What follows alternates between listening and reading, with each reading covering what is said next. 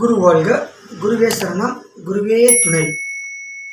எனக்கு இந்த ஜோதிடங்களை கற்றுக் கொடுத்து வழிநடத்தி கொண்டிருக்கும் பெரிய மணலி குருநாதர் அருள்பிரசம் ஐயா அவர்களின் பொற்பாதங்களை வணங்கி திருமகள் ஜோதிட நிலையத்தின் இன்றைய பதிவாக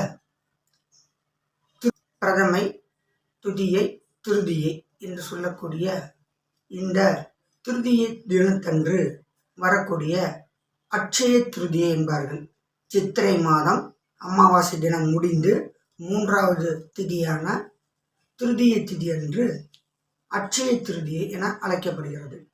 அட்சய திருதியை அப்படின்னா பஞ்ச பாண்டவர்களுக்கு வனவாசத்தில் இருக்கும் பொழுது கிருஷ்ண பரமாத்மாவால் வழங்கப்பட்ட ஒரு பாத்திரத்தின் பெயர். அல்லல்ல குறையாத கிடைக்கக்கூடிய அந்த பாத்திரத்தின் பெயரே அட்சய திருதியை, அட்சயம் ஆகும். அல்லல்ல குறையாத பாத்திரத்துக்கு அட்சய பாத்திரம் அப்படின்னு பேரு. அது திருதியை தினத்தன்று அவர்களுக்கு வழங்கப்பட்டதால் அது அட்சய திருதியாக நாம் அனுஷ்டிக்கிறோம். அப்போ அட்சய திருதியப்ப நாம் முழுக்க தங்கம், வெள்ளி, வைரங்கள் இதுதான் வாங்கணுமானா இல்லை. ஏன்னா உணவுப் பொருள் வாங்குறது ரொம்ப ரொம்ப முக்கியம். குறிப்பாக உணவுப் பொருளுக்கு மிகவும் முக்கியமான உப்பு மகாலட்சுமி கடாட்சம் கொண்டது. அப்போ தங்கம், வெள்ளி, வைரம்லாம் வாங்க முடியாதவர்கள் உப்பு, உணவு பொருள், சிறு தானியங்கள், நவதானியங்களை வாங்கி பூஜை ரூமில் வச்சு பூஜை செய்து அதை உணவுக்கு பயன்படுத்தும் போது அவர்கள் வீட்டில் தானியம் என்பது, உணவு என்பது எப்பொழுதும் குறைவில்லாமல் கிடைத்து கொண்டே இருக்கும், பெருகி கொண்டே இருக்கும் அப்படிங்கிறது தான் ஒன்று. 2வது, தொழில் செய்பவர்கள், வேலை செய்பவர்கள் அந்த அட்சய திருதி அன்று தங்கள் தொழிலுக்கு தேவையான உபகரண பொருட்களை வாங்கி அதை பூஜை செய்து அவர்கள் அன்று பயன்படுத்தும் பொழுது தொழிலில் மேலும் மேலும் வளர்ச்சியும் வெற்றியும் கிடைக்கும். தொழிலுக்கு தேவையான உபகரணங்கள் எப்பொழுதும் கிடைத்து கொண்டே இருக்கும். அது மட்டும் இல்லாமல் படிக்கும் மாணவர்கள் தங்கள் அந்த அட்சய திருதி அன்று ஏதேனும் அவர்களுக்கு படிப்பதற்கு ஒரு நல்ல ஒரு அறிஞர்கள் புத்தகமோ அல்லது ஒரு ஆன்மீக புத்தகத்தையோ வாங்கி அவர்கள் படிக்கும் பொழுது அட்சயம் போல பெருகி கொண்டே இருக்கும் அறிவுத்திறன் அப்படிங்களாம்.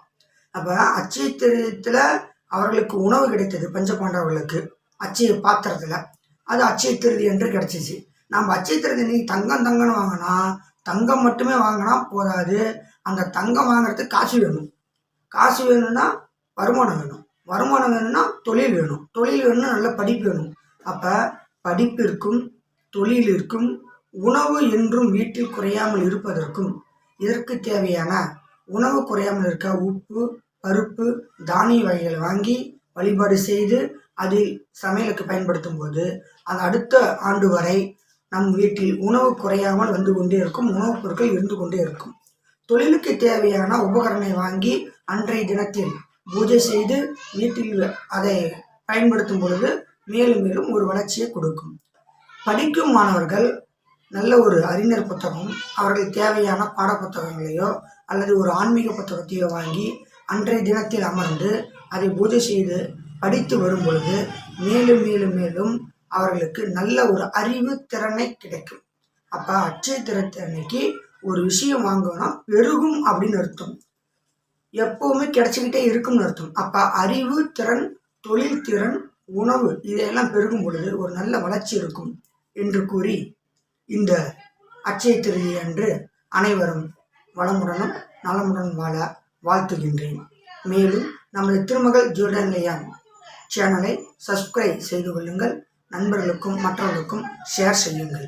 குரு வாழ்க, குருவே சரணம், குருவே துணை.